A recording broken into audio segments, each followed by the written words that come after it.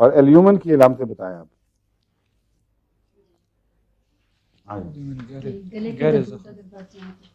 کیا ایلیومن جو پھٹکڑی آپ نے بتائی ہاں ہاں تھی گلے کے حدود جو گلینڈز پڑ جائیں تو اور کیا کیا اور اس کی علامتیں بھی میں نے بتایا تھا کہ سانپ سے زہر سے کافی مشابہ ہیں. آپ بتائیں امام صاحب کی صاحبہ. بہتے خون کو روکنے کے لیے پھٹکری استعمال کرتی ہیں آپ, لیکن جب آپ خون پتی دوا میں دیتی ہیں تو اس کا الٹ اثر ہوتا ہے. فائبرائڈ کے سلسلے میں بھی کولائڈل سولوشن کو کویگولیٹ کرتی ہے, تو ہومیوپیتھی میں اینٹی کویگولینٹ کے طور پر استعمال ہونی چاہیے, سمجھے. اس لیے کہیں بہتے خون کے علاج کے طور پر نہ دیں اس کو.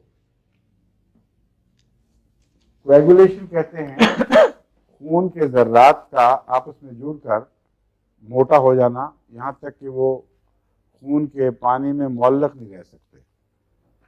اس سے دل کے دورے بھی پڑتے ہیں, اس سے اور کئی قسم کی بیماریاں پیدا ہوتی ہیں.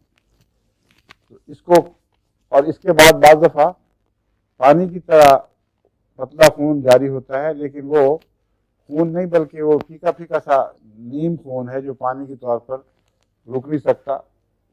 اس کے باڈی مین جو ہے وہ تو اندر کویگولیٹ کر گئی, دہی بن گئی. دہی سے پانی نکلتا ہے نا جس طرح, اس طرح ایسے خون سے بھی پانی نکلتا ہے.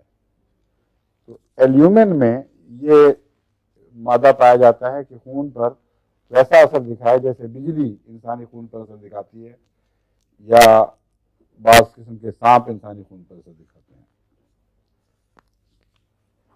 آپ کو میں کولائڈل بتایا تھا, کیا کہتے ہیں کولائڈل کس کو کہتے ہیں؟ کولائڈل سولوشن کس کو کہتے ہیں, یاد ہے کسی کو؟ معلق,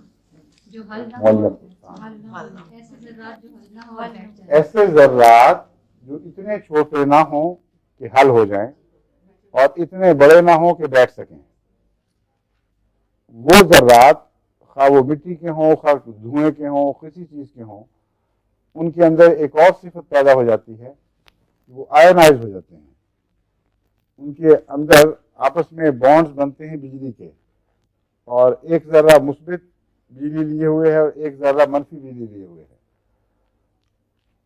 اور تمام کولائڈل میں یہ صفت پائی جاتی ہے.